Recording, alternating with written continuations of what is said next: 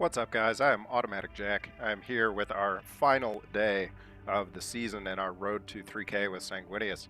So we're going to see if us and the chicken can go all the way to what I consider to be a successful level, which is to say a rating of 3,000. We made a couple little tweaks to the deck today, so I wanted to go over those real quick before we jump into the games. If you want to see the games, skip about 3 minutes forward, and you'll be right there. The first one was to replace the Foresight with Judgment of Angels. I had had way too many games where Foresight was sitting in my hand as what was more or less a dead card. It either was basically Survivor 1 for 3, because I was playing it into an empty enemy board because I had nothing else to play, or it was saving us from a little bit. I only had 1 or 2 games in all the games that we played with that where I think Foresight was really making a key difference. So I put Judgment of Angels in, and this goes into the second part. I got a second Eli Janus out of the shop today. I had been wanting a second Eli Janus for a really long time. He was one of my first epics for the Blood Angels, and I only ever had one of them. So we dropped the Dawnbreaker cohort and got a second Janus. And I think that this Judgment of Angels is going to synergize really well with Janus and with Moritat Tiberel. If we can flank either of those troops, it doesn't rely on us having the Furvious Command Squad on the board. Instead, we can just drop down that Eli Janus, flank sneak attack him into something, and stun the enemy Warlord, all for 6 points. I mean, that could be a really significant tempo swing.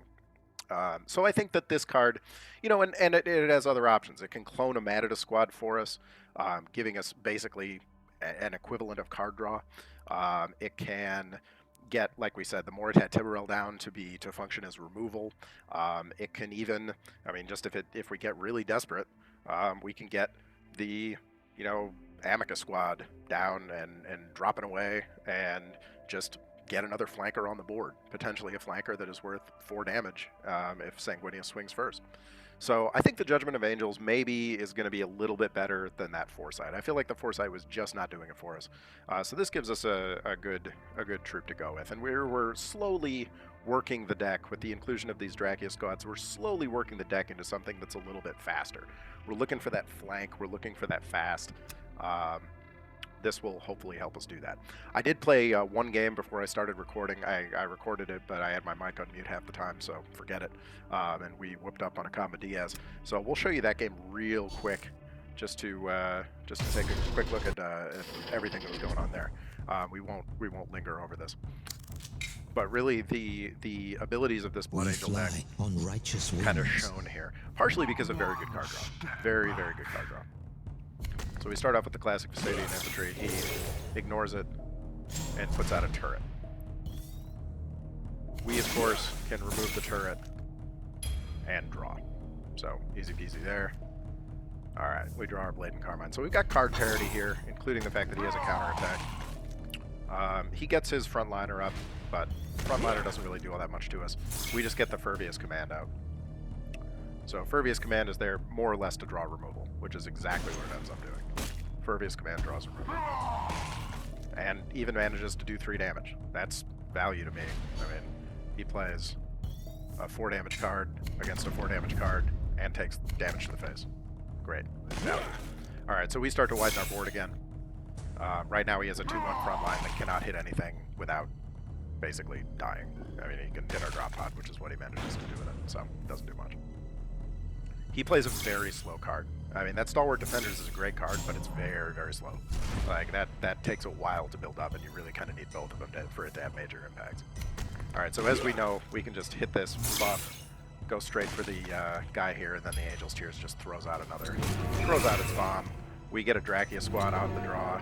That goes in, tosses out another. 5 damage essentially for what? For 1 energy, 2 energy? I don't remember how much a Dracula squad is. 1 energy. Yeah, so it plays as a 5 damage, 1 energy card. Can't beat that with a stick. He does get a little bit lucky here. He gets our Matadus squad, and it would have been way worse for him if that had all hit us. But still okay. Okay, so we just go straight for Blade and Carmine, and we say forget it. We're not going to bother playing the long game here. We're just going to smash him in the face over and over. As we smash him in the face twice. And hit him for 6, and now he's at 3 energy. And if one of these guys gets unlucky and hits this guy, then he could just die. He doesn't, but there's nothing. All right, so that was our first game against Company guys. Now let's see if we can keep a little love for the Chicken Man. I got a Chicken Man, cup of coffee, 4 beers, and a dream. See how far we can get with all that.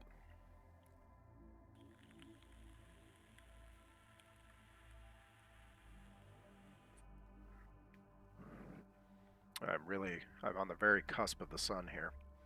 I like the sun, but I don't like it shining directly into my face. There's a period of time every year where the sun comes through my side window and just goes straight in my face.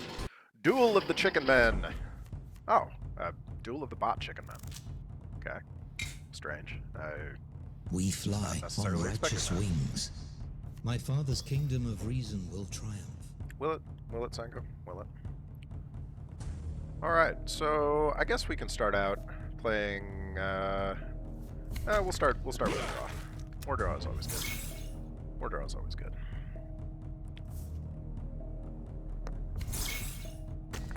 If he has a brain in his little silicon head, he's going to kill the Stadian infantry.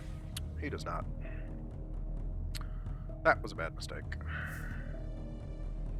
What? How does that work? Did anybody else just see that? He just returned a friendly Astartes that died this game. Nothing has died. What in the world card did that generate? Somebody keep an eye on this card and tell me in the comments what just happened. I am friggin' baffled. That was incredible. Alright, so we'll go here. We'll go ahead and take the swing at this guy. Let's see if we can get a Hermia or something. Let's get a Janus. Alright. I like Janus. What in the world? What is this? Where? What? That's not an Astartes. That's a random vehicle. How? What? What happened? So if you play Revenants into a board with nothing killed, it just generates you a random Balefire or something? That was very strange. That was a very strange occurrence. I was not expecting that. I figured the card would just refuse to function. What's he got? Vineman Veterans? Yeah. Okay, so he has a Requiem, gains Berserk, whatever, blah blah blah. Doesn't matter. It's coming right off. We don't have enough to Balefire it successfully. We think there's a decent chance he's going to try to remove the Janus.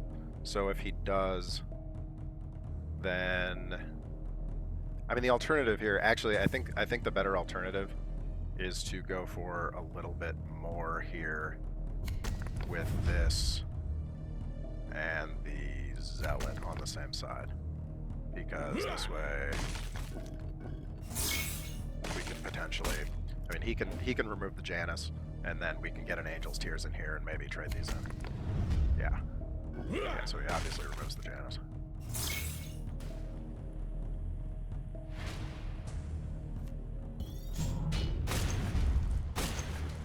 Beautiful, beautiful shooting from the Amicus squad. Beautiful shooting.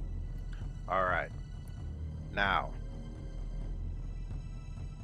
we don't have enough for Angel's Tears and a bunch of other stuff. Actually, we have enough to do some work with it. We can do that.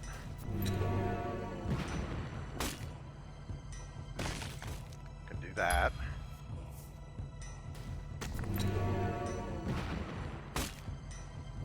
Drop this. Go there.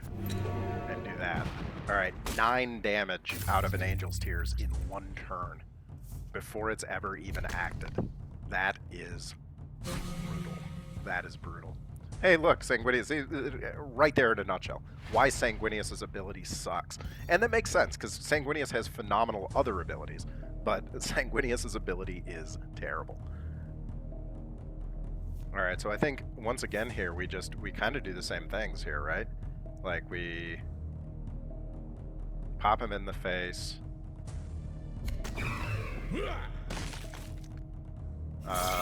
We'll do this first because it might just kill it and die. Nope.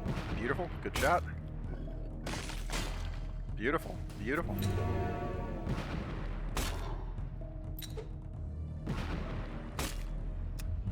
Not bad. Not bad.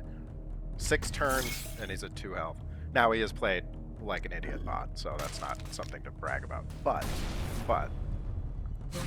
still pretty strong. Look, oh, still Reckoning. It's still there. I haven't played it. I haven't played the 11 cost card with 8 energy. Man, that's crazy. Sanguinius' ability is terrible. I'm not sure. I'm not. One thing, I'm not really good at like the balance aspect of things. I'm far from, you know, a developer. I don't know if it should necessarily be improved because he has, you know, he's an unstoppable warlord with 40 HP and who buffs the troops next to him when he attacks. I mean, like, all that is extremely, extremely strong, as we've seen. But, I mean, it's kind of weird to have this one energy ability that is utterly useless. I mean, probably the single worst warlord power in the entire game. If you think you can name a worse warlord power, not counting for expect before he was fixed when he had the two will open the way for you. The 2/2 energy siege. That was worse. That was worse. That was really bad. Speaking of really bad, our draw is pretty terrible here. Did I mulligan properly? Was I not paying attention?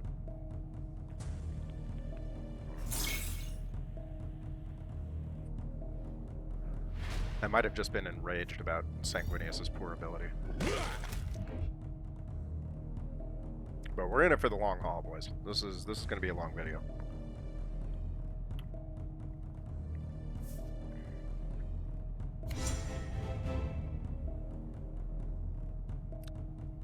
Just 8 Astartes. Okay. Well, nothing we can do about that right now. I think he either creates Astartes or creates a practical. He creates a practical. God, we have just absolute garbage here. Look at this. We got nothing. I mean, Angel's Tears is phenomenal, but I'm not even sure I want to play it into an empty board. He's really... This is going to be a very tough game, because he's... Like, if these were spears or something, that would be a different story.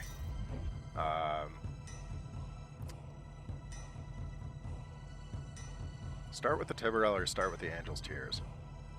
I mean, we haven't even managed to buff our drop pod yet. I've had about enough of this. Whoops. My heart swells with pride to fight you.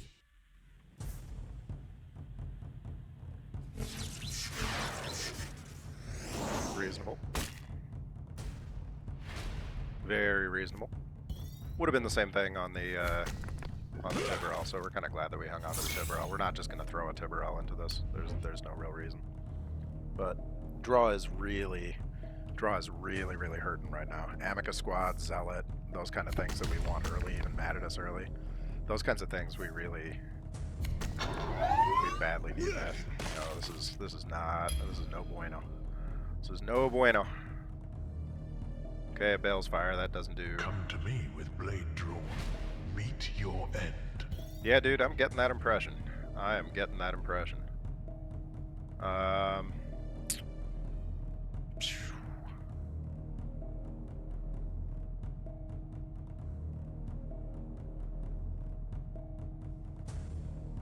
mean, we can kill this with a Bale's Fire and kill that with a Drakius, taking 4 to the face in the process. No, I think we hold on to those, and I think we host of Angels here. Yeah, I think it's better to get board presence, even if it's going to be relatively weak board presence.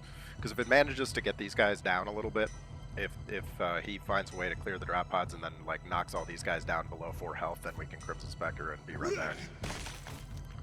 Let's see how it goes.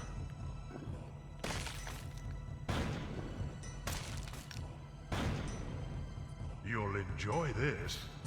Oh, I bet I will. So much pain could have been avoided.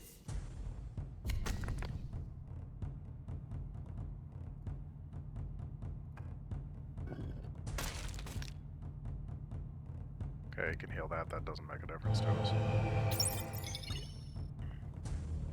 We really, if we had one more energy, but we don't, so just do that.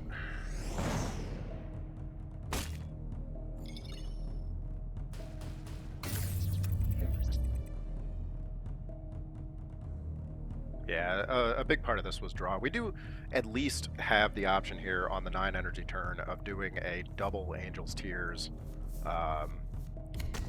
basically a double sacrifice with the Angel's Tears, so that's going to be pretty good. We don't hate that. We don't hate that. Yeah, that's not the worst thing I've ever seen. Okay, that can still be taken out.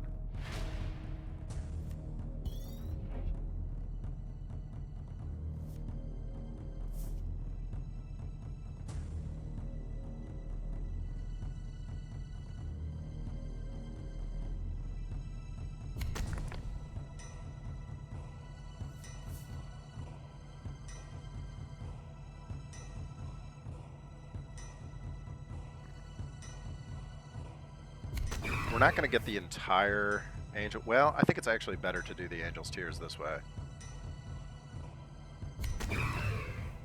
Yeah, it is. Yeah, because we can do that. Then that.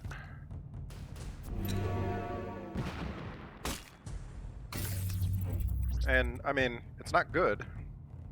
It's definitely not good, but it's not god-awful. This guy's quite strong, though. Yeah, he's definitely a good player and playing well. And I think maybe drawing a little bit better than we are. We're drawing very poorly. Some of these Ultramarines have great art. That is very cool. I like that. I was thinking about playing Ultras. I collected a lot of their boxes for the Word Bearers because I wanted Word Bearer cards. Oh my dear God! Yeah, so he's gonna have a lot of boys. A lot of boys. You're but a distraction from what actually matters. Yeah, I have the feeling that I am but a distraction from what actually matters. There is Spear right when we needed it. Sort of.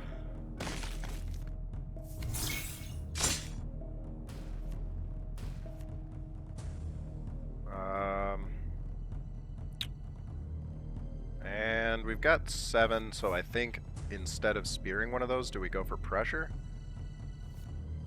Or do we just spear it right now? I think we probably have to spear it.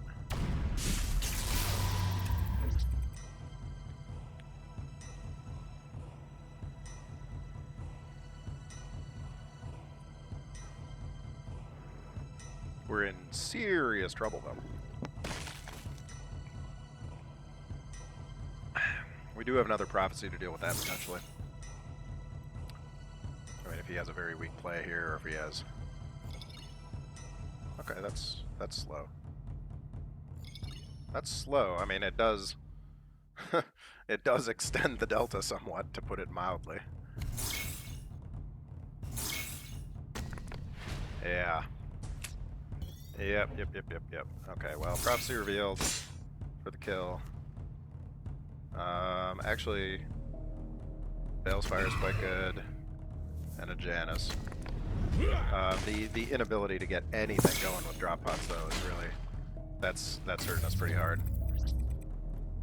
We had no Hermias at all so far this game. We've seen 16 of our 30 cards, and managed to duck both Hernias somehow, which is not the absolute ideal. God damn it! No phone, no. Bad phone.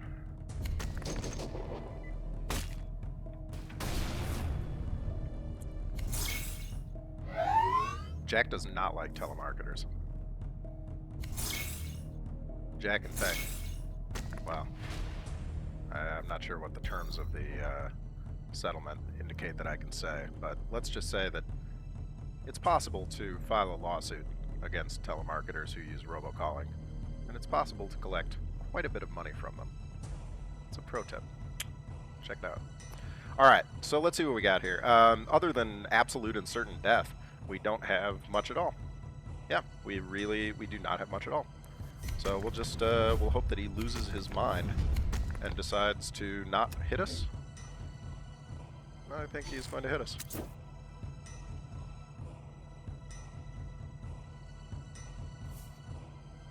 Okay. Yeah, that's good. Yeah, we'll call it. I don't think we're doing 27 damage to him when he hasn't worked with the Astartes. So we did get our Zealot down for that challenge, though, so at least we got the challenge done. Yeah, Guilliman's a tough opponent. I mean, especially when you can't get pressure going early. You need that pressure. And you saw, like, we didn't have any pressure. We didn't have any pressure at all.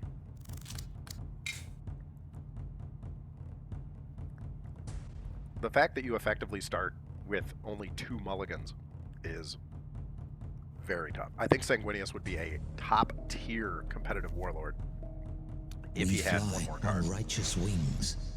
Listen to the cacophony of war. But again, there's the balance thing. Hey, it's Han Solo again. I play this guy a lot. I think he and I hover in the same same general area of the rankings.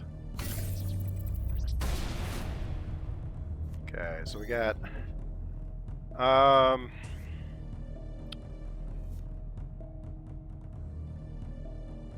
we'll probably get the Zealot up to deal with whatever drop pod troop he just drew. We can maybe set up the Hermia coming up. I don't know if that was right or not. That may have been. That was kind of borderline. It may have been better to set up the Hermia. Yeah, because he didn't actually end up doing anything with it. So, and now we're kind of left at a time where it's questionable as to whether Hermia is really going to be useful, because the next turn it's going to be useful is 2 turns from now. But if he for some reason decides to, what's he going to do here? Okay, so he stuns that. Yeah, it's all right.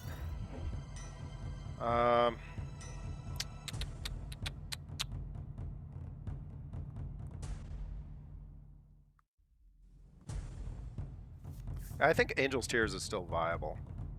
I think this is a viable option because it does encourage him to not kill the Hermia without being able to deal with the Angel's Tears first, and that's putting a fair amount of expectation down. Now, Emperor's Children is a great faction. They have a lot of removal. Virosian has the option to stun. Like, there's still a pretty significant amount of stuff they can do here. So, or in this case, they can do a little. It does draw us a card. So getting 2 Requiems down next to each other draws us that nice card. We like that. We like card draw. Card draw good. All right, so here we're gonna Hermia into a Matadus squad, or no, actually we're going to. Yes, we're gonna Hermia into a Matadus squad. Yeah, we will Matadus squad. Wow, oh, that was foolish. It wasn't terrible. Actually, it wasn't terrible. Because we're just gonna get another one back. Yeah, that's okay. And it would have been better over here. It would have been better over there, but I don't think it's a critical error. At most, maybe cost us a card. Yeah, it wouldn't matter regardless, because I figured there was a very good chance he was just going to kill that.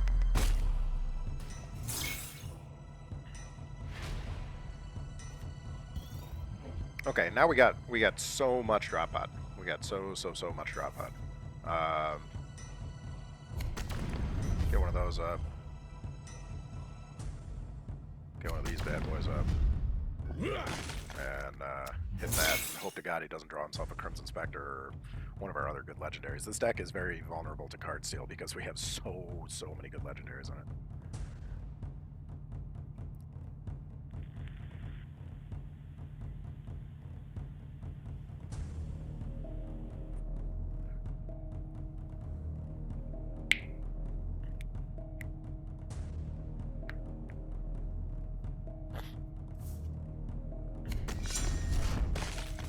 Well, we need Spear like nobody's business. We need Spear desperately. Desperately. And we do not draw it. Okay, alright, well that was pretty good on the, that was pretty good on that side. Now, And again, a Requiem. Ooh. Okay, hold on. Hold the phone. Blade and Carmine. Now we...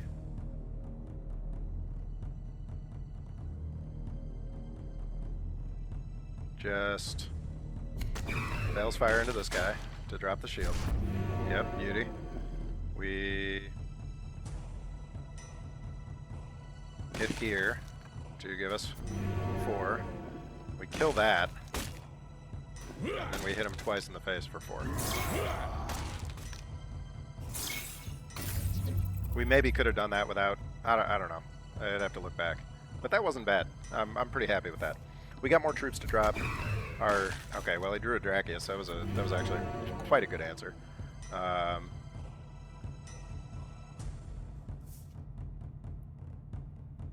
And he just goes for the straight 7 damage. I don't know. That's not... I mean, that's certainly not bad. But... I don't know.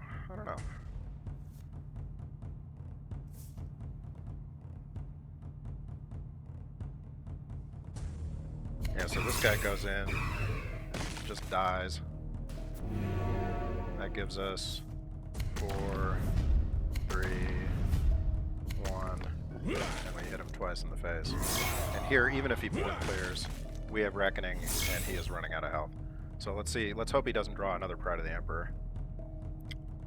It's 1 in 19 to draw Pride of the Emperor, so that's a tall order. And he's got to clear the board, or he dies. And if he does clear the board, potentially Reckoning.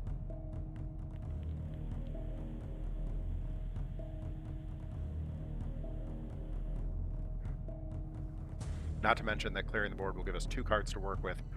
Either one could be the Crimson Spectre. That's all right. We're looking okay here. We're not out of the woods, but the fact that he opened with that means he's probably really scrounging. And yeah, he's already down to 6 energy here. He does have a Pride of the Emperor, and chooses to self-immolate.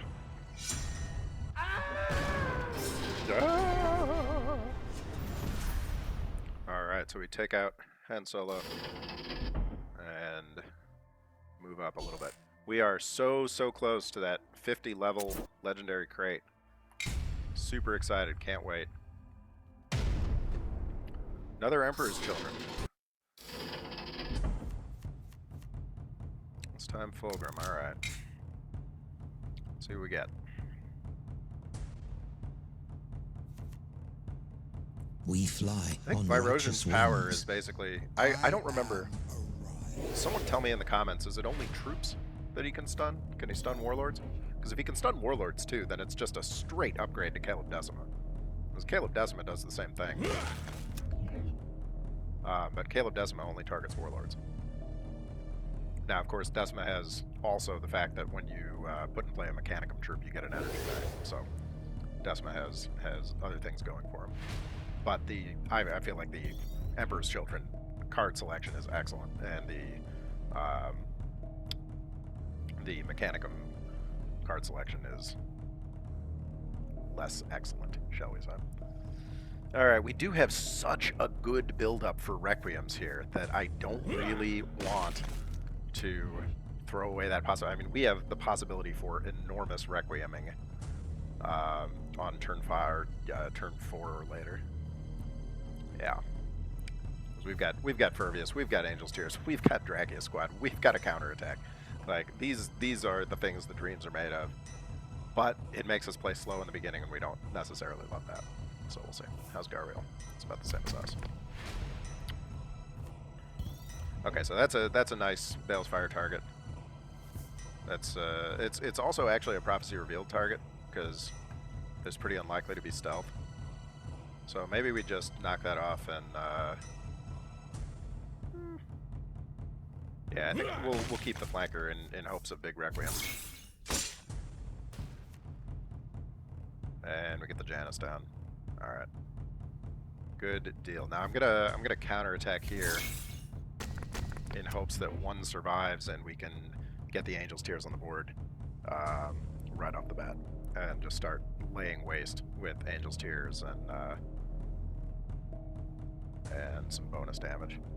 Angel's Tears is one of the best cards in the Blood Angels collection, without question. Without question. I mean, it's as good as many of their legendaries are, in my opinion. The fact that you can run 2 of them and they just, I mean, we've seen those games where, like, an Angel's Tears for 5 energy does 9 damage before the opponent even has the chance to react. I mean, that's incredible. On top of that, phenomenal active ability, you know, 3 for 5 would be, this would be a decent card without the Requiem. With the Requiem, it's a monster. It's a monster. It's incredible. And it'd be a decent card without the active ability.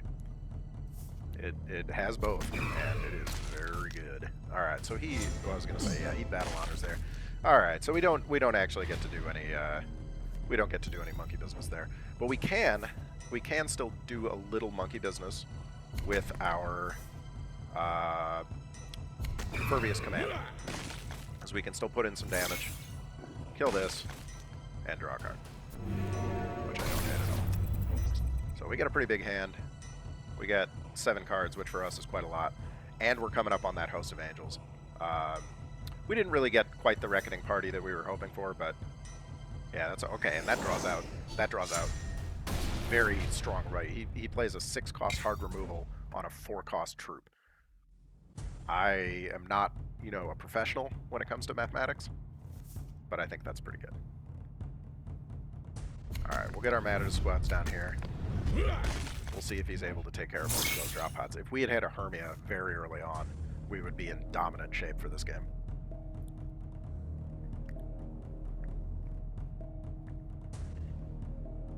Matadus, another super high threat troop. You know, potentially in the Sanguinius decks, it's potentially a 5/3 for 3, which is good, to say the least. Okay, so and yeah, so what that's the same as destroying the drop pod. Like, that's basically he doesn't waste it per se, but he uses it to destroy the drop pod. Okay, so we get Angel's Tears up.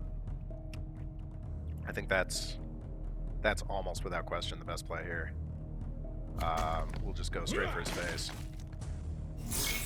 Use the Jam Boy to drop that in. And drop our spear down, drop his health down. Still running a pretty decent card selection here. Reckoning, pretty far out still. Spear's getting cheap though. So he's got a lot of potentially really big troops. He's got some dreadnoughts that are pretty terrifying. And that would be an outstanding target for a big spear. Okay, so he flanks, I was gonna say, he flanks that into that. Yep. And takes that out. Okay, well.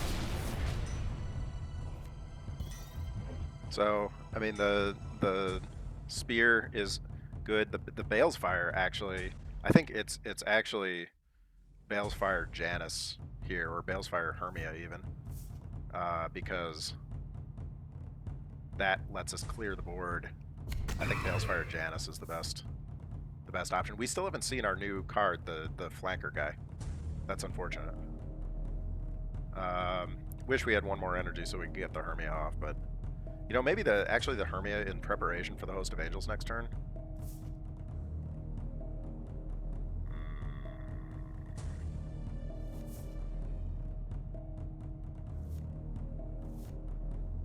Yeah, we'll go one. We'll take the risk. Just get the city out.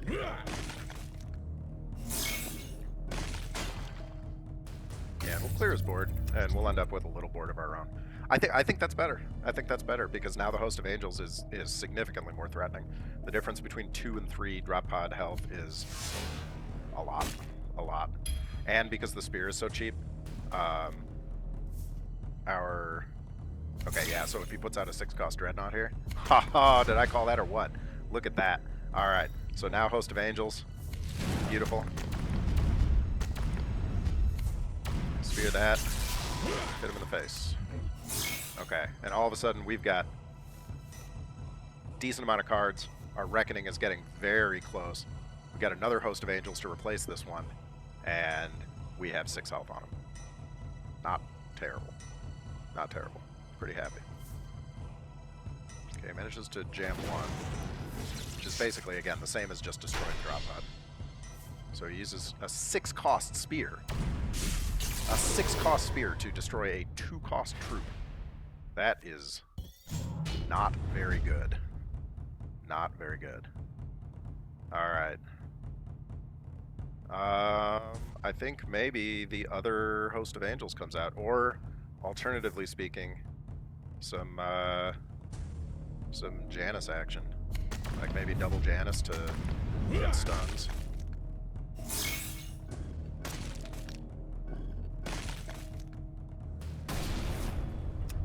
And we're getting our spear so close again. And we're at 10 for the Reckoning. If all 3 of these guys die, we can Reckoning and just kill him. Like, if he manages to use his energy, carve these up, put something out, all that stuff, we still will have enough to just drop the Reckoning and tap, and he dies.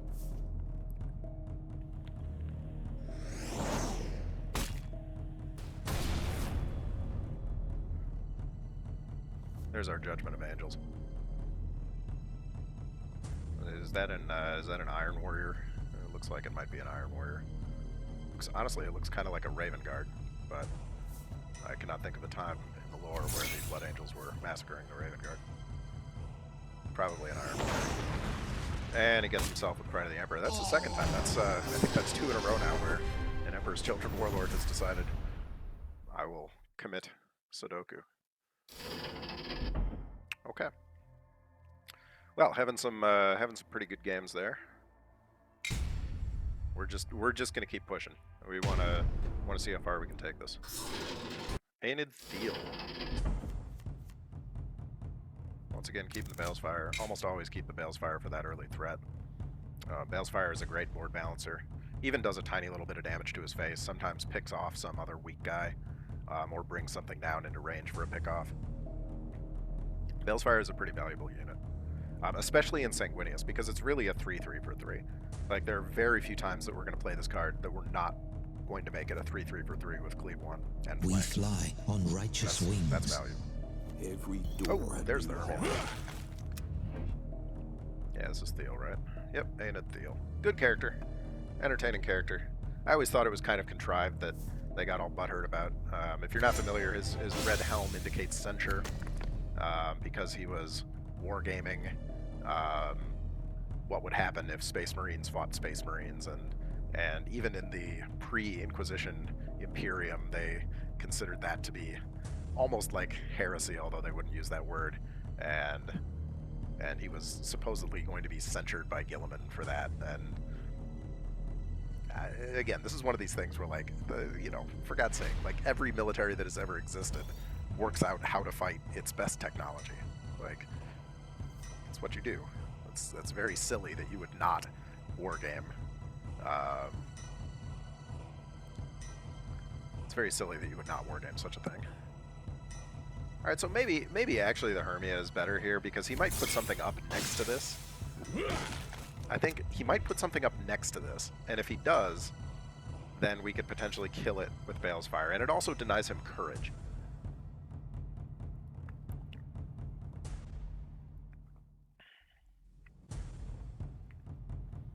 I mean, the practical, if he wants to use energy to create that practical.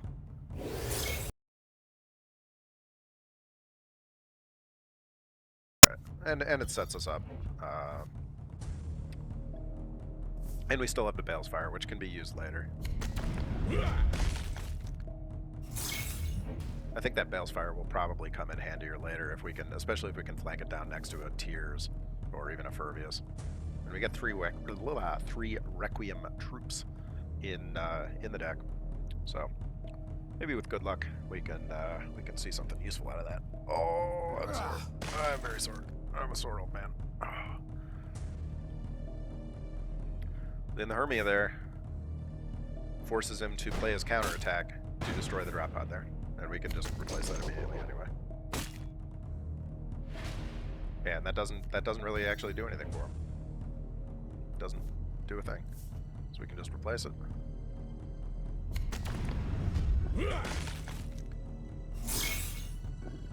That's right.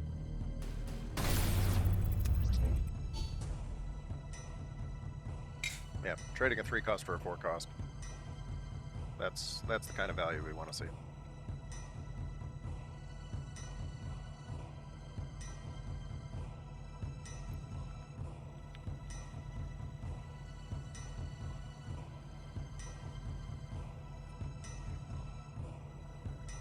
He is playing a lot of Astartes, and the Ultramarine mission is pretty difficult, or pretty dangerous is a better way to put it. It's, you know, the fact that he can create centered squads routinely every single turn, that's moderately frightening. Okay, now it's going to be a question of what this hits when it lands. Oh, that was not exactly what I wanted it to hit. Alright, so we cannot Bale's fire efficiently. We could spear this guy, but that seems like a real waste. I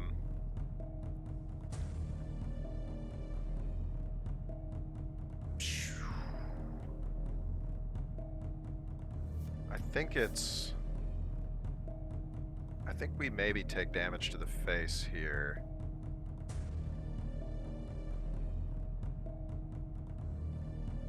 Yeah, I think we take damage to the face. Use that. Use that. It would have been so amazing if Amicus had hit that guy. That would have been just absolutely glorious. And we'll get the Fasadian infantry up. Well, I mean, maybe the Matadus is better, because the Matadus has the drop pod for threat.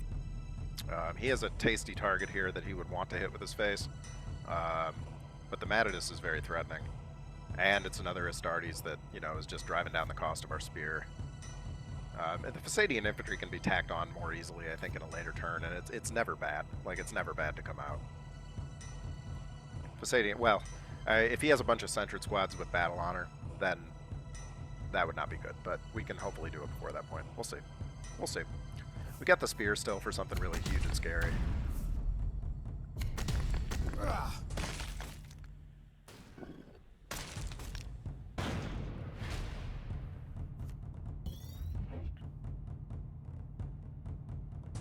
Yeah, so I think Host of Angels is really just the answer here. I think we're gonna trade, drop one of these guys with their face, and Host of Angels. Alternatively, we could probably smash him in the face.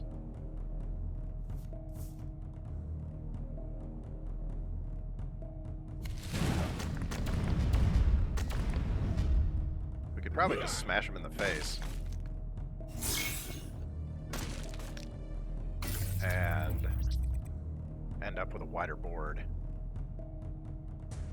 Yeah, I don't hate that. I think maybe taking that extra 7 damage there was probably worse for him than losing 2 of his 3 troops. Because now he has to contend with a big, wide, scary board. We've got all the removal we could possibly ask for. You know, this is just absolute removal bait. Great, get as big as you want, buddy. He does reduce their damage significantly. That's not very good for us.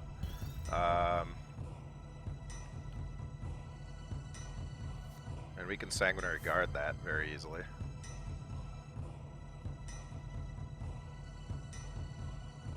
Courage. Give -2, -0 to all enemies until your next turn. I don't think that affects... Will that affect something that I have just put out? I don't know. I don't know, and I'm not willing to take the risk. So we're gonna find out. Well, we're not gonna find out, rather. We're gonna do exactly this. We're just gonna drop a big old board, and we're gonna use our useless power. And he's got a centered squad. Okay. Yeah, that's... I think there was a decent risk that if I had played Sanguinary Guard, they would have gone down to a 5/6, and we would have been screwed tight. So I don't want to take that risk.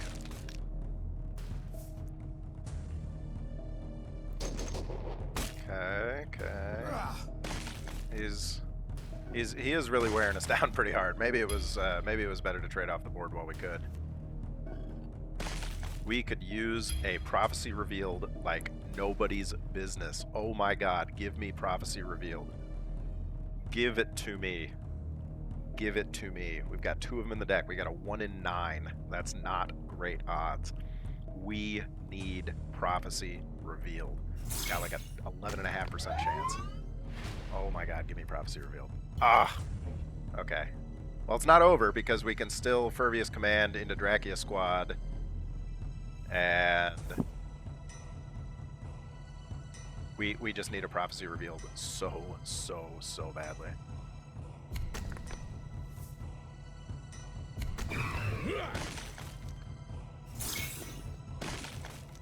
We need a prophecy reveal. Oh! Oh god, that hurts. Okay, well, it was a gamble. We really needed that card. That would have brought us back into the game. That would have brought us directly back. It would have cleared most of his board, put him at 11 health, and just drawn us 3 more cards immediately. I mean, we would have been back in this game and probably winning this game. We did not manage to draw one, so it didn't do any good for us. That happens.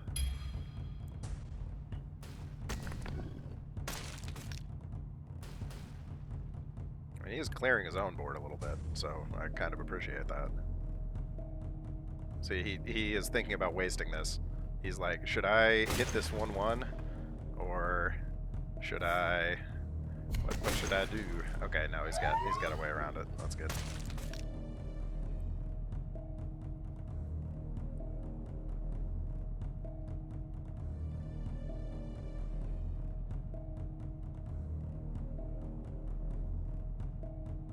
I would love it if he doesn't hit this, because if he doesn't use his Sarian squad, then Host of Angels will not give him courage if we play it.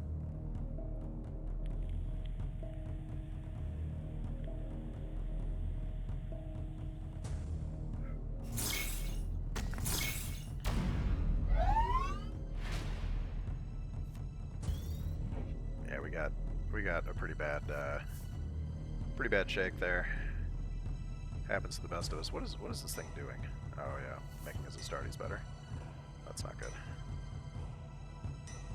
Well, we don't have a lot of great options. It was kind of the inability to draw the card we needed. But, you know, the chance was very low.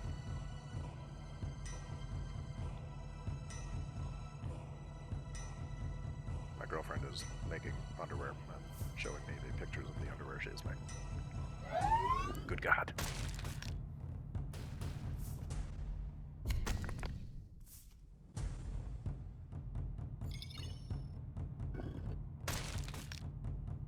Yeah, so we're pretty much screwed now. We just don't have enough to overcome all this. Yeah, Tiberel is unfortunately not going to do it for us. He has enough damage on the board to kill us.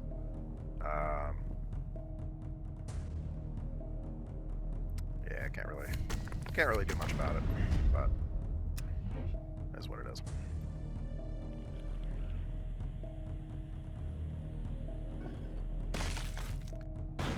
Why would you do that? Why would you do that?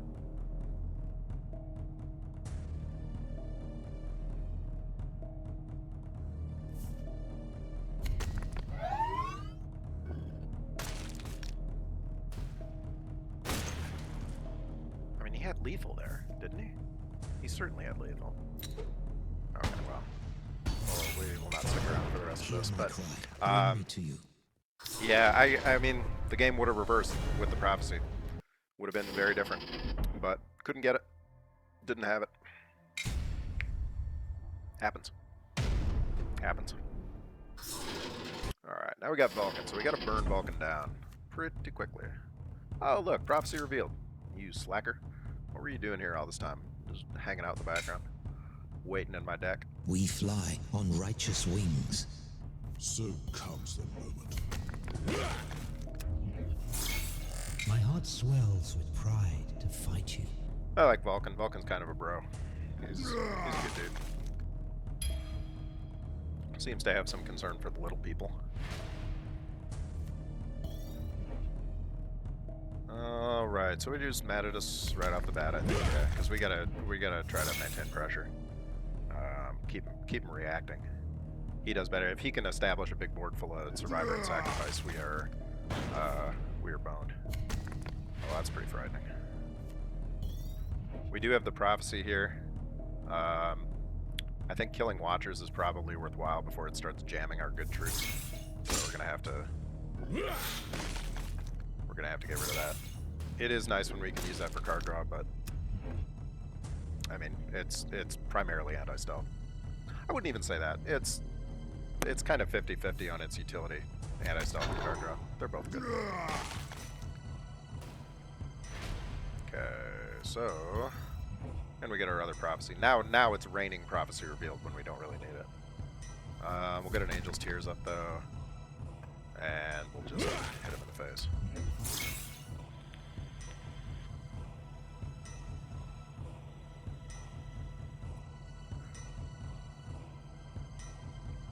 This video goes crazy long. I will try dividing it into two, but I don't think we're going to get to that point. Well, actually, you know, I don't know. We may get to that point.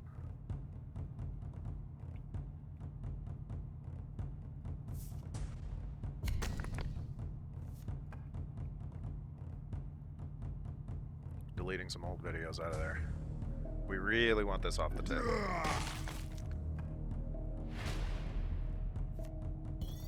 To the point where we're going to just take it straight off the table.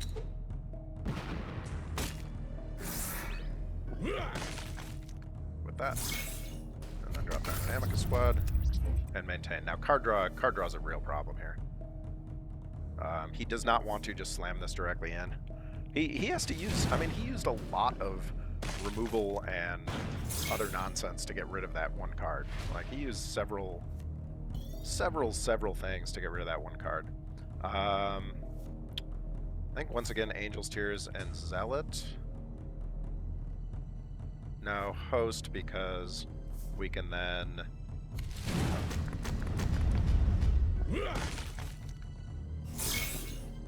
have more potential Angel's Tears or more potential activations for Angel's Tears. Like, we play heavily around Angel's Tears. It just is it's an ability to pump out so much damage. Gets his Crucial Choice off, so he does have some very good tactic in there. But he's gonna get... Okay. That's okay.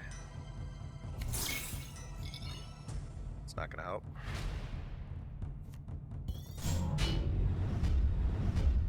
We do have 8, which means that a Prophecy Revealed can draw us a card here. Oh,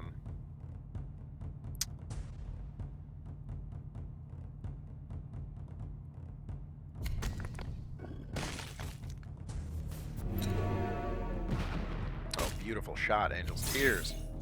Beautiful shot.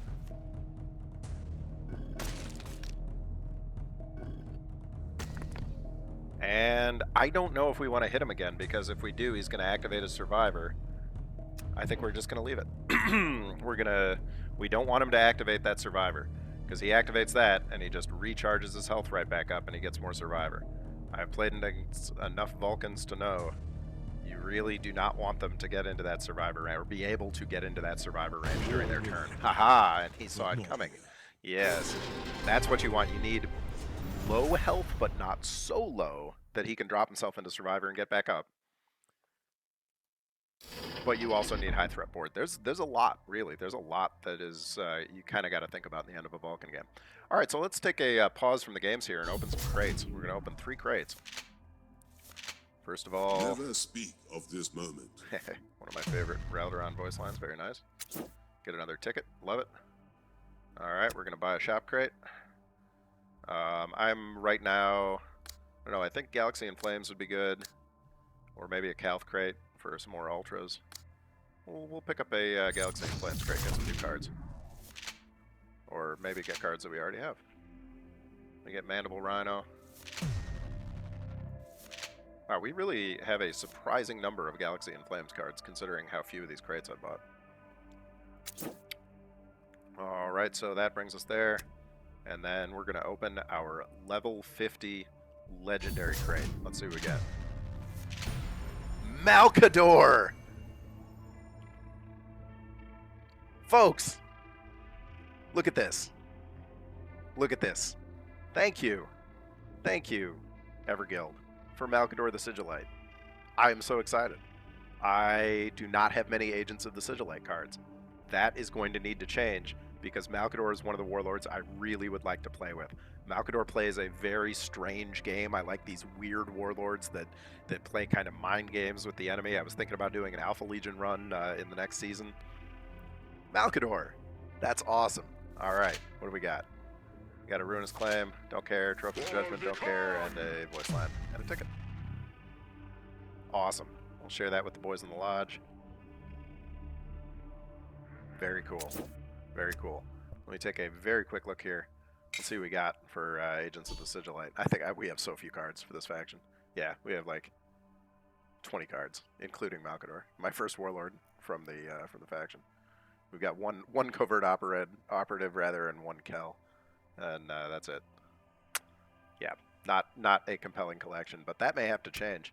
I think we might need to start buying. Maybe we'll change our challenge over to Agents of the Sigillite. Yeah, why don't we do that? Cool. We'll start grabbing those Agents cards. That is awesome. Oh, I'm pumped. Hey, very nice, very nice. That was all thanks to you, the viewers. Thank you for the good luck. Let's take another look. Vulkan again. Round 2. Is it the same guy? I do not remember. Drakius and Angel's Tears are such a good combo together, but they're not a early game combo, and Zealot is. We fly on righteous and wings. Having the spear in the hand early, oh my god, not 2 spears though. 2 spears, not good. 1 spear, quite good. Quite good. Having a spear early is awesome, because you get a Astartes down, they start dying, spear starts dropping, and suddenly you've got 2 cost hard removal. But 2 is not great. 2 is not great.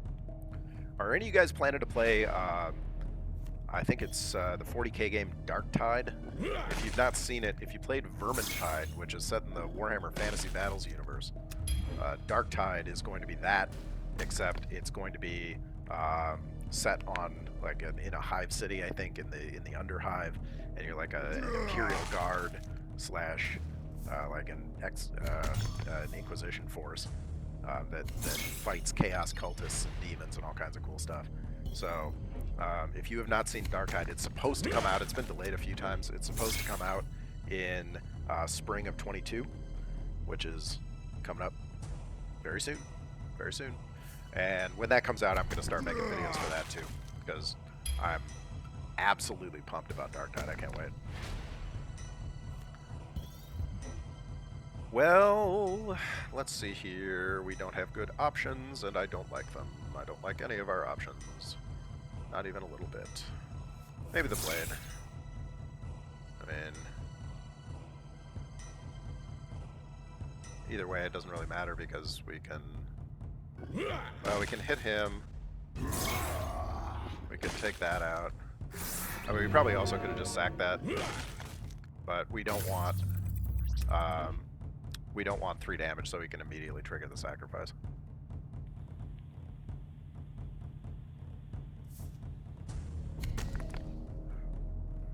That is a frightening troop. Epistolary Rastan is a very, very, very good troop. I mean, 3/3 Survivor 3 is gross to begin with. And, I mean, almost to the point where I would like to just spear it. That seems kind of dumb.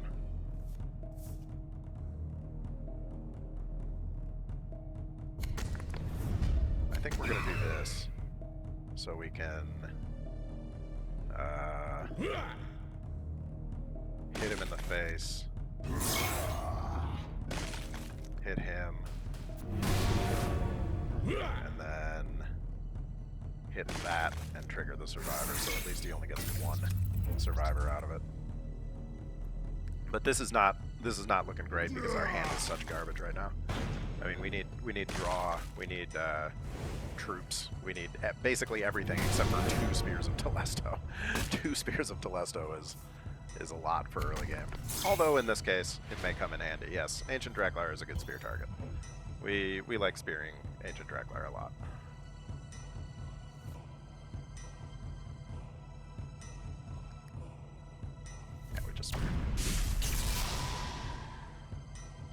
just spear and tap.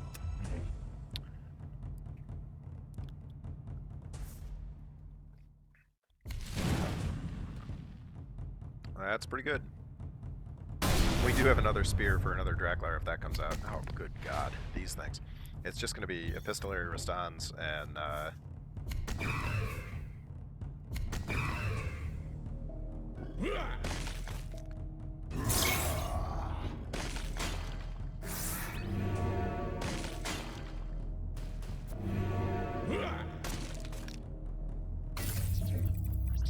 costs us 2 cards though to get rid of those things. I mean, we're terribly behind here on card economy, and he just has more. He just has so many Epistolary Restans. It's like the 5th one. I mean, quite literally, I think the fifth one that he's had. Yeah. Spear there. Just get rid of that again. Same deal here. Pump it up. Pump it up. And keep clearing the board, but I don't think clearing the board is doing anything for us. It's probably better to just slam him in the face. We're in such terrible trouble. He's got a handful of cards. He's got more health. Yeah, this game is really pretty screwed. Probably would have been better to just go after his face hard, because we got nothing to answer this with. And even our Angel's Tier, or not Angel's Tears, Crimson Spectre doesn't do it for us. Yeah, the Crimson Spectre is not going to get it done because these guys don't actually die. The troop, even if it's killed and survives, does not count as being killed. Okay, so he's got us. Alright. Hear my cry. Bring me to you. Yeah, sometimes you get the bar, and sometimes the bar gets you. Let's keep it going. This is a marathon session. I'm gonna put up a big long video. So you got some want some background noise. I'm an excellent provider of background noise. 2 Amicuses. I don't actually hate it. I mean, it's good to have We cards to fly play on early. Maybe it righteous would have been better wings. to. I can press the advantage. Yeah, we got 2 drop pod troops in a Hermia, so seen worse.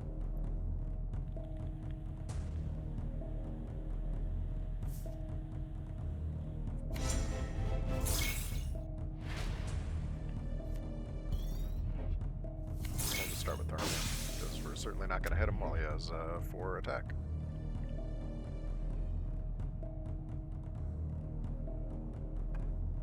He deals damage to enemies that attack a friendly troop, which is kind of scary. We could use a Bale's Fire here. We don't get it. We do not get it. We do have an Amicus squad, though. That's okay.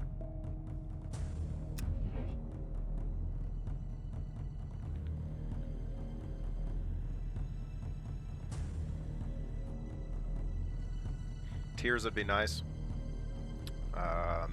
Furbious Command would be nice. Any Requiem, really. Because we're going to be...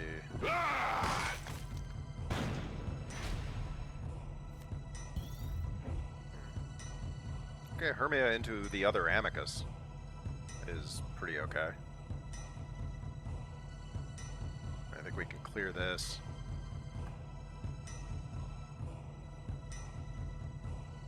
Yeah, we don't want him to be giving out Survivor.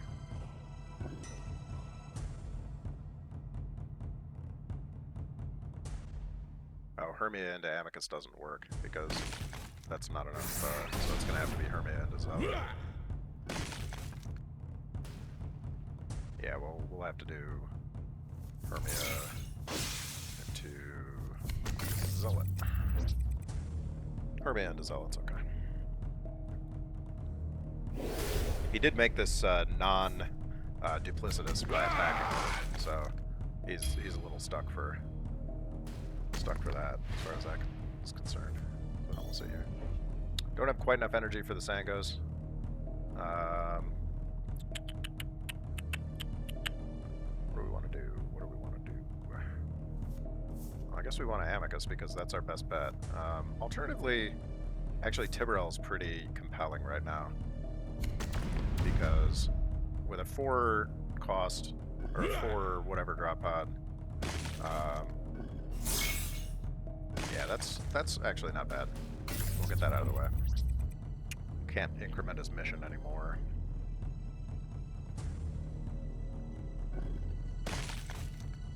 Yeah, so he has to use both his actions just to drop the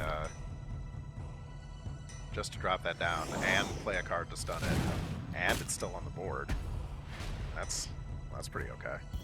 Don't hate that at all. Spear, is Spear worth it, or do we go for double drop pod? Because we can't Sanguinary Guard this. That is the one real disadvantage here. We cannot Sanguinary Guard it because it doesn't die. I mean, we can. It just will have 3 health, and will be needing to be taken off the board.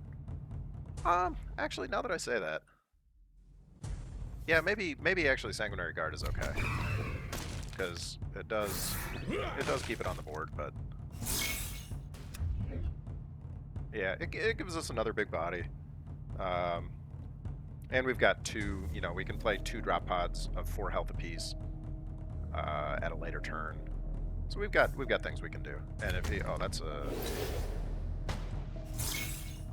beautiful. That is friggin' beautiful. Now, we don't love the Survivor 1. We don't love that. But I think we still Spectre. Yeah, we still Spectre, so we can't sacrifice.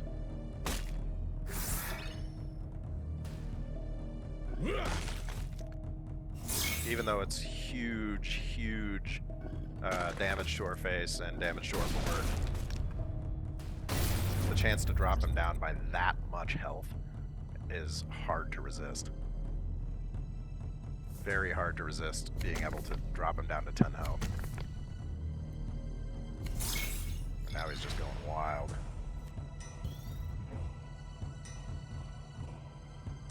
Okay, so we want to...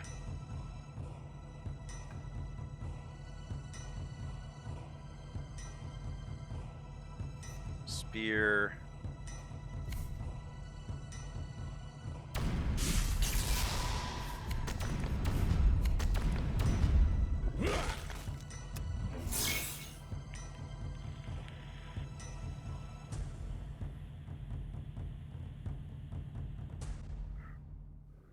Pretty okay with this because the drop pods are so big. One of these is almost guaranteed to stay on the board, and if it does, then it's going to be Furbiest. Like, Furbiest will draw us cards.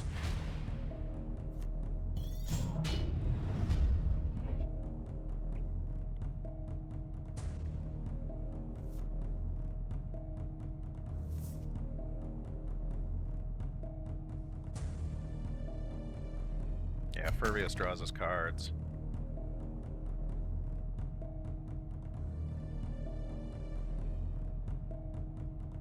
We have, let's see, 2 is 7, so we drop him into Survivor. That's pretty good. And we'll get this Janus out as well.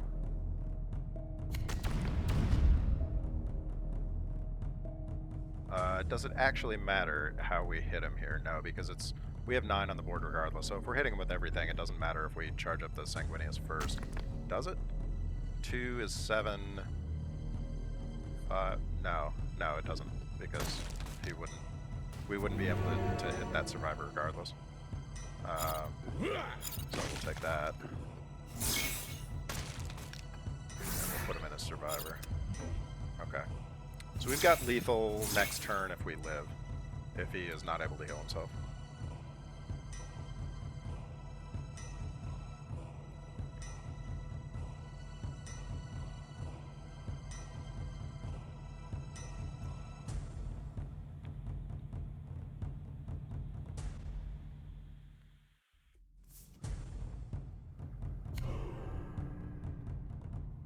Okay, that doesn't really do anything, because it's basically either this turn or no turn. He can do 4, 6, 8. He can do a lot of damage. The fact that he's going for these, like, yeah, That doesn't do enough for him right there. Yeah, that doesn't do enough.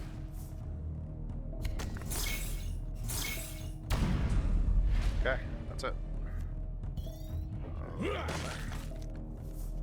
Prophecy revealed. I am sorry, my Primarch.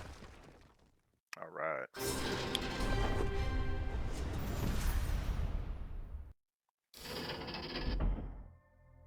Got enough for another crate. We'll pick one up.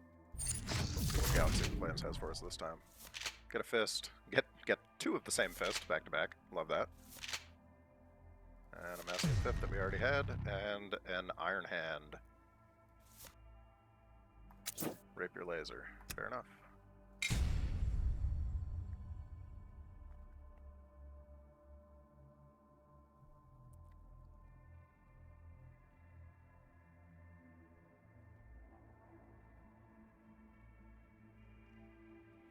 So I think we've seen that Sanguinius is definitely capable of being competitive in Lotera. He is not, at least at the skill level I play him, he is not consistent enough to drag himself real high real quick. Like I mean, when I was going up through Calp and Prospero and Mars with Corvax, I feel now is cold hate. I mean, I was running about an 80% win rate. You need 60+% win rate to realistically climb with a warlord like this. I mean, ideally higher than that, and we are not there. We're there some days, and we're not there other days. And just between the two, you know, what can you do? So we're gonna have to give him a free card here. We're gonna draw a card at the same time. So that's all right. We'll give him a free card. We'll be able to kill that next turn. That is a pretty good starter card. It's not one you actually see included all that often in World Eaters decks. Then again, most World Eaters are not playing Shambler's Dark. Ooh, we know what's coming here, don't we? Oh yes, we do. Oh yes, we do. Yes, we get big draws, boys. Alright, there's Prophecy. Beautiful. And there is Fastadian Infantry, which is just a slightly downgraded version of Draskiats. And so now we got one of each. And we'll give him his card draw. So, because he might make a mistake and not take this off. Like, it's possible. He does have the opportunity, of course, to, I guess, is that to a random enemy? Yeah, to a random enemy, okay. Yeah, so he doesn't take it off, which is probably wrong. And by probably wrong, I mean just wrong. So, okay, so first of all, we gotta figure out what we're doing here. We don't necessarily want to be dropping Amica squads where this thing is in range. I think, you know, we're also probably not going to have a bigger dude.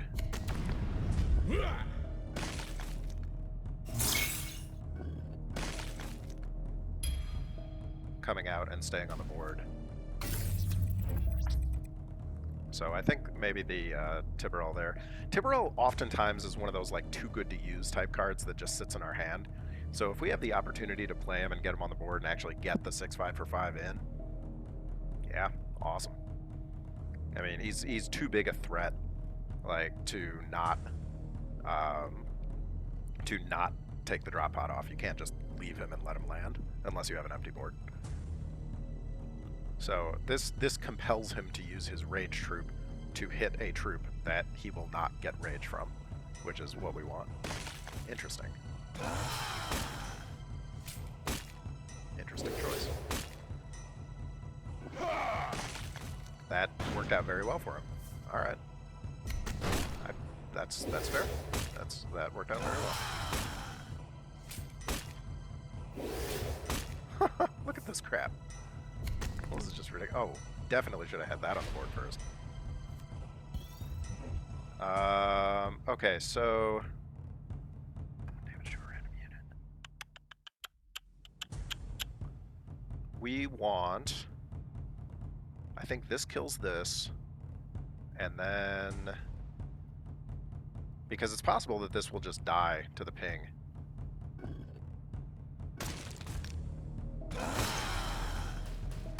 Okay, or not. That's fine too. And then Bale's Fire comes out. Kills everything. Right? And then the Matter Squad comes right back out.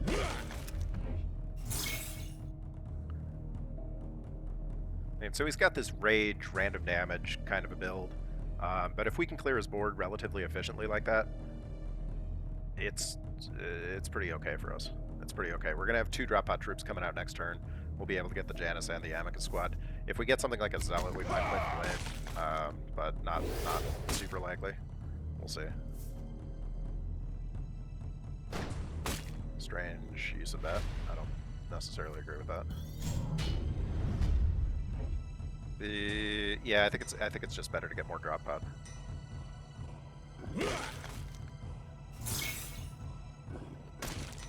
Yeah, better to get more drop pod while we can.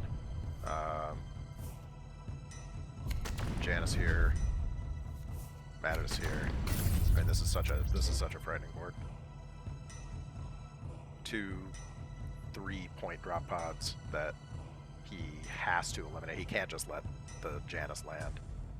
The Mattis is obviously slower, but he has to get rid of this drop pod because him getting stunned and not being able to act during his turn really is going to put a crimp in a lot of his plans.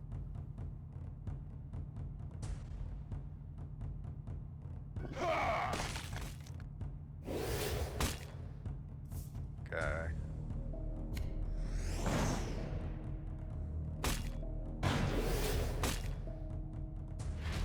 And that's it.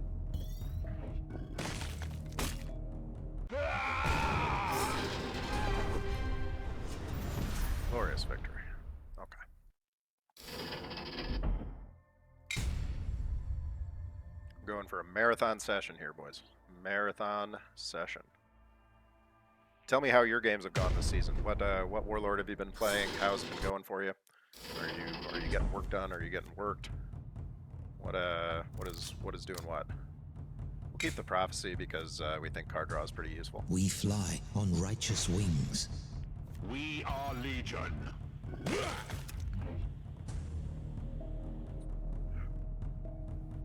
Alfarius. Maybe. One never knows. I might be Alfarius. Everybody's Alfarius. The one thing that we really need, though, is some troops, because we have to make them choose between cracking drop pods or making traps. And...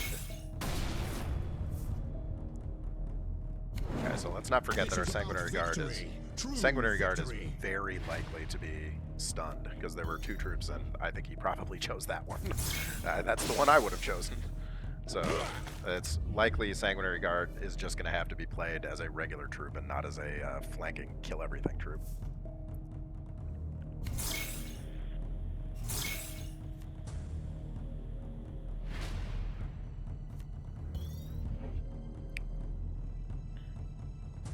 We do have the Janus, which can come down with Hermia.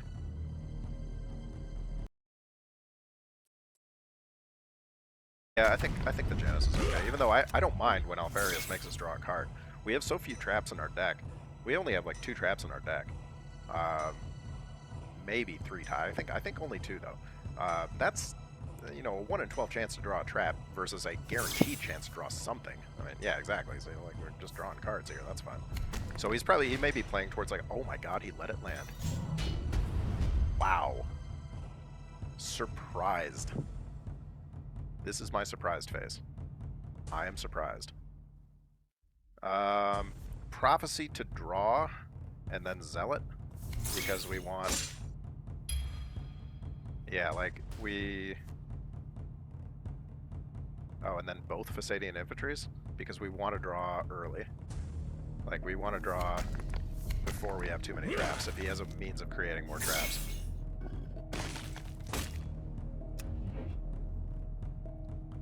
I mean, if that Janus gets another swing off, it's going to be real trouble for him.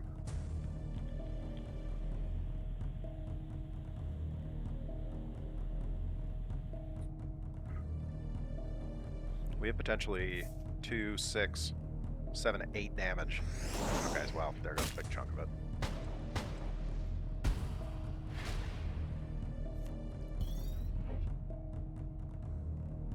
Yeah, I mean, we'll draw what we can. Again, there's so few traps. We do, however, need to play cards, because if we do not play cards, we are going to get overdrawn here very hard, and we don't like that. So usually in almost every other situation, I would hang on to Drakia's squad for the chance at a Requiem. However, we need to get cards out of our hand because he's going to try to overdraw us. That is like one of his biggest things. And we're already in a situation where we're forcing card draw on ourselves. But we've gotten most of that out of the way now, and we've gotten a lot of our important cards. We have 3 of our legendaries, so we're not, like, the risk here is that, you know, we get to 10 cards, we overdraw, and then we end up, like, losing a Crimson Spectre or something like that, which would be catastrophic for us. That would be very bad. Does let that land, that was nice of him. Do we just play the Sanguinary Guards knowing full well that they are going to be...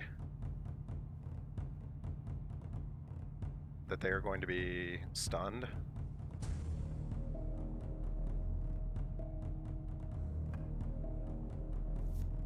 I mean, I think we probably do.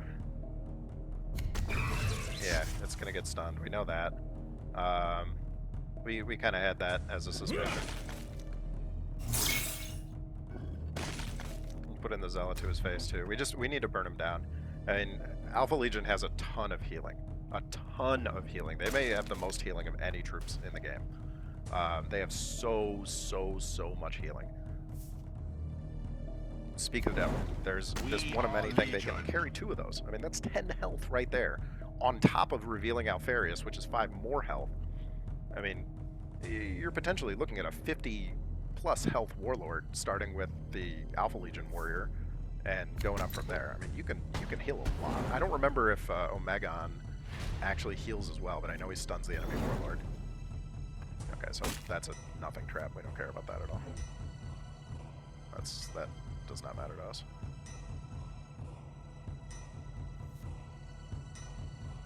Maybe we flank down the Tiberel to destroy his guy there.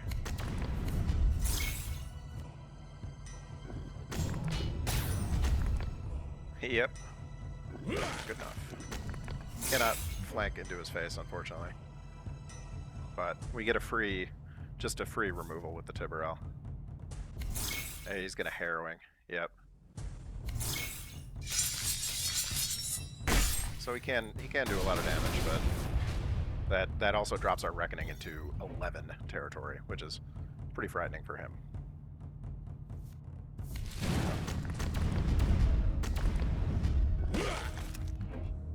Now he can Omegon at some point because he had Alfarius, which will stun us, and I think possibly also heal him. I'm not sure if Omegon heals or not. I don't remember. I have Alfarius. I play him sometimes. He's good. He's fun. Hydra Dominatus.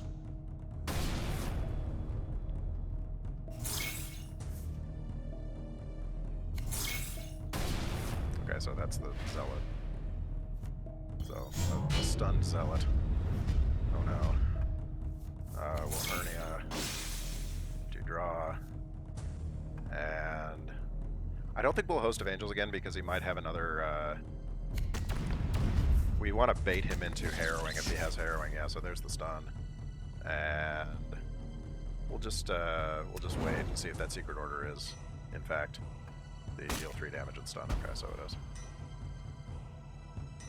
So, I mean, we're in danger. we're definitely in danger. Oh yeah, oh yeah. We're in danger. The question is, does he have extra damage? We managed to stun him. Spear comes out.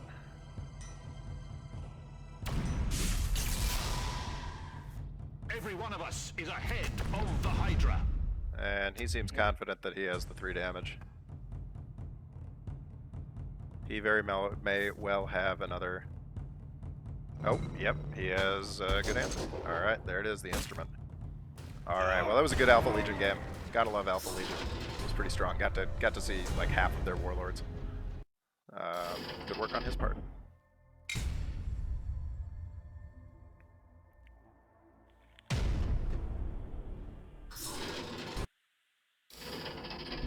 Same guy. Same guy round 2.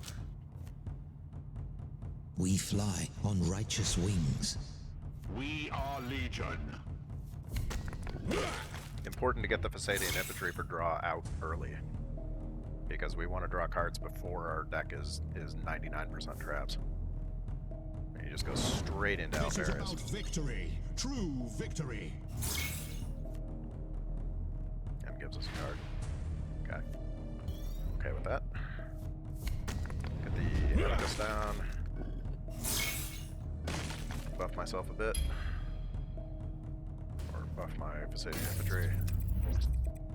Now at least he has different troops to choose from. One thing he got a little bit lucky on in the last game, he had a select a troop and stun it on a hand where I had fewer than 3 troops. So it was guaranteed that he was going to get a chance to stun the Sanguinary Guard, which is obviously very good.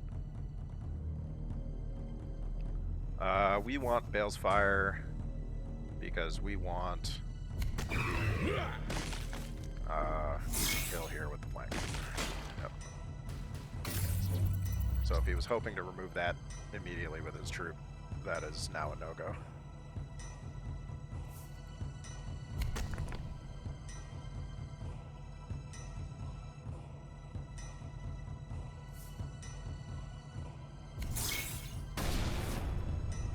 Okay, once again, it's very likely that Sanguinary Guard comes down and is immediately garbaged.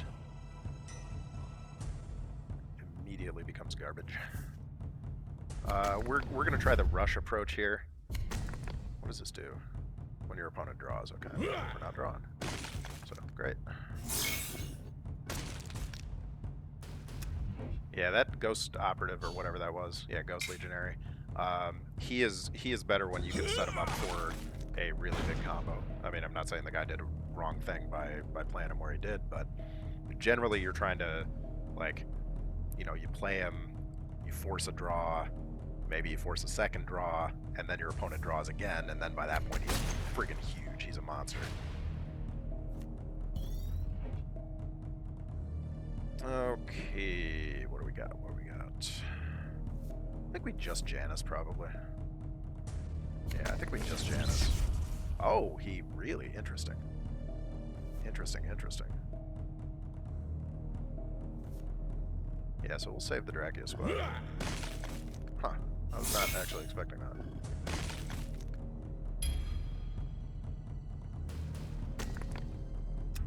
Yeah, I mean, Janus can still be worthwhile.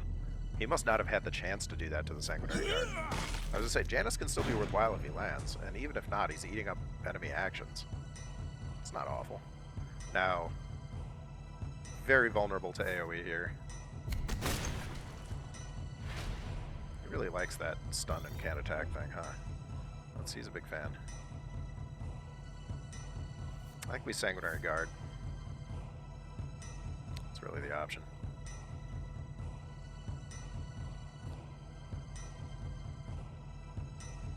Is that the best option? Because otherwise it's 2, 3. We could kill it with the Dracula squad, but that doesn't really help us.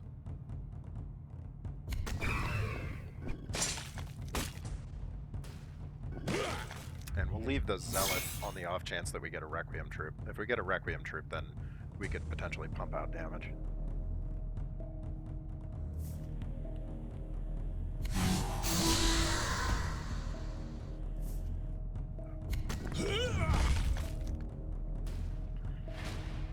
That's not Eli Janus. I have Eli Janus. Okay, so we need the flank here. Definitely gonna need the flank.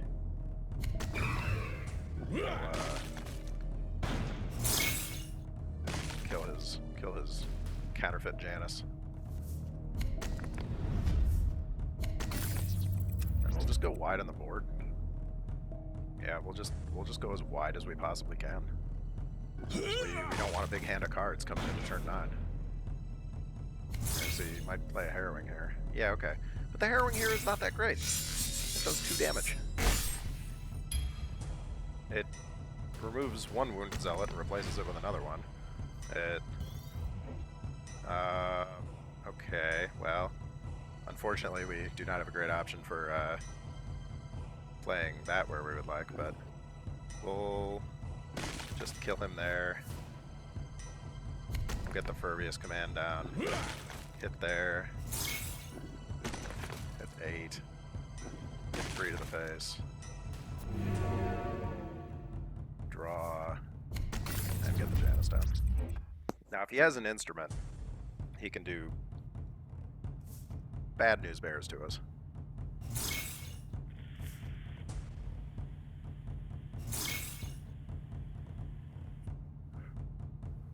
Still has to crack the drop pod, though. We are Legion.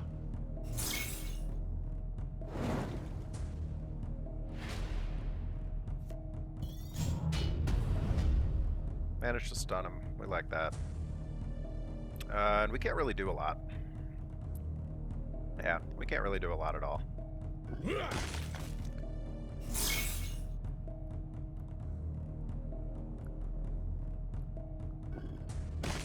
We'll take the risk on him having a second harrowing. He might have another harrowing, in which case we kind of screwed ourselves. I mean, if he does, then our reckoning becomes worth 7. Which, I mean, there are worse things. He's got a lot of stun. There's a lot of Alpha Legion decks revolve around this very heavy stun approach. This is about victory. He's got another Alfarius. Oh my god. Oh my god. So much. Oh, that's awful. That's awful. Yeah, so I think it's just Furbious here, into Prophecy, into Host. I mean, he probably still has more big stuns. He's got an instrument probably. He's got that legendary that stuns everything in the deck, or everything in the hand. He's got an Oratov's Barge, which is not a phenomenal answer. I don't know. That's okay. Oh my god, does. Oh my god, it does heal 5. God dang. Alright. Well, Crimson Spectre. So, that will do some harm.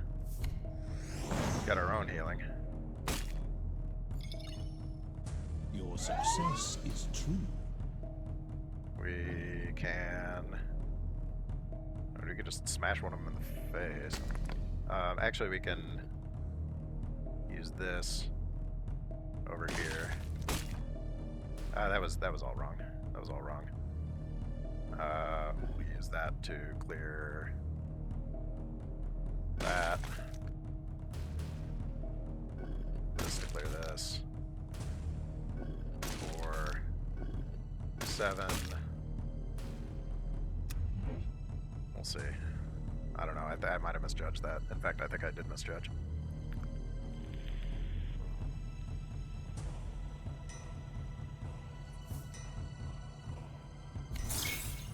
Oh, well, there are no troops in my hand, so good luck stunning anything. Alright, so... went 1-1 with Alfarius there. And knocked him back down.